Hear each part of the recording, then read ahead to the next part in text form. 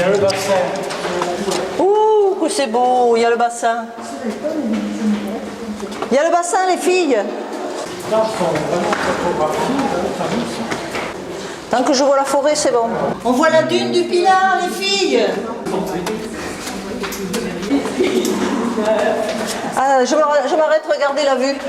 Ouh là là, on est déjà haut là. Hein. Et moi j'ai peur de monter là-haut. Oh, ça reste bien, t'as des rambardes anti-fou. Un petit fou? Oui, faut pas qu'on se jette. Ah bon? Alors passe le premier. Ouh, c'est périlleux là, pardon. T'as même pas remarqué en tournant, on voit tantôt le bassin, tantôt la dune et tout. Oh, il est où le banc? Le banc devant là. Tu vois, les piquets là. Devant, les piquets qui ressortent de l'eau là. Ils sont là. Oui. C'est ça. Ah mais le Membo il est complètement sous l'eau? Oui. Tu vois pas le banc de sable devant toi? Non. Non mais t'es aveugle ou quoi? Non, là, les marques à huit, sous l'eau, les petits piquets Non qui mais tu vois pas le banc de sable devant toi là? Si. Alors c'est ça le banc du Membo. Ce matin-là, nous avions rendez-vous au pied du phare du Cap Ferret, devant le banc du Membo, pour une randonnée vers la pointe, les plages d'Océane et le village ostréicole du phare.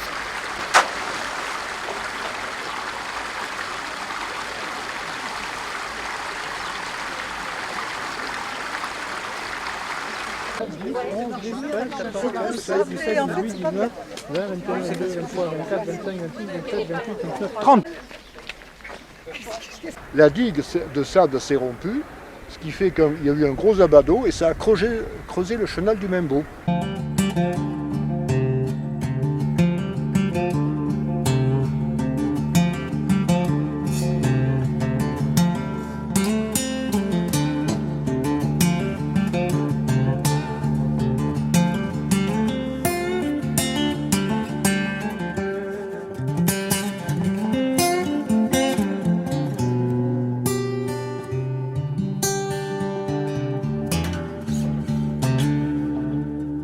L'érosion du trait de côte est un problème majeur au niveau de la pointe du Cap Ferret.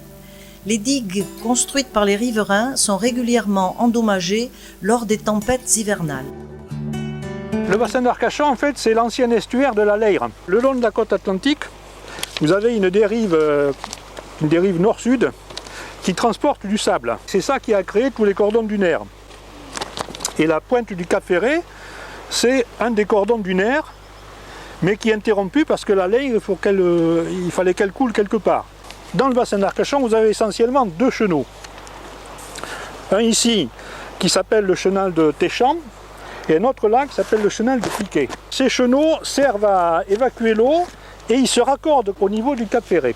Dans ce chenal, c'est comme il y a beaucoup de courant, ça creuse, forcément. Donc vous avez, à une dizaine de mètres au large, là, vous avez 25 mètres de fond. Donc évidemment, comme ça creuse, il y a une érosion.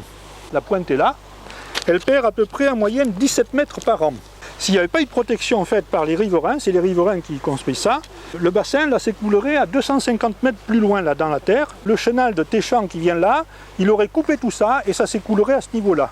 Au niveau de Siertens, là ça irait directement dans l'océan.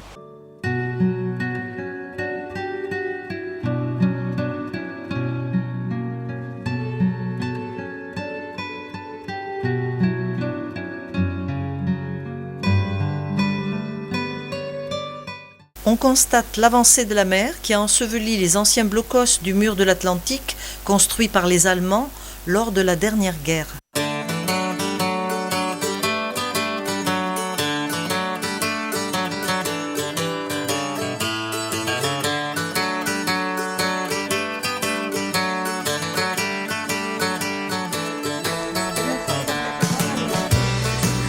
500 grammes dans chaque chaussure, sans doute à l'arrivée. » Midi, c'est l'heure du pique-nique, des huîtres et des gâteaux. Le tout dans la bonne humeur et les fous rires. Christiane, explique-moi ce que tu vois.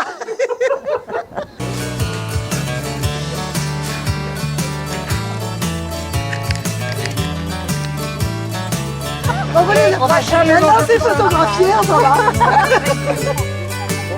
C'est la mouche, un petit peu, Marie-Paul. Le vent venu de l'océan se lève, c'est l'heure d'aller voir les falaises de sable créée par les tempêtes dans la dune côtière de la plage de l'Horizon. La dune au fond, comme ça, je trouve ça beau. Oui. Puis les couleurs, les changements d'eau. Oui, voilà.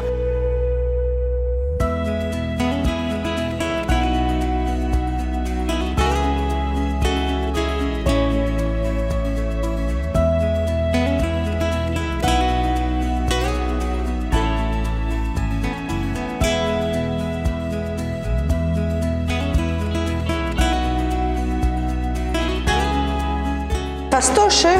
On est retenu des deux côtés là pour descendre.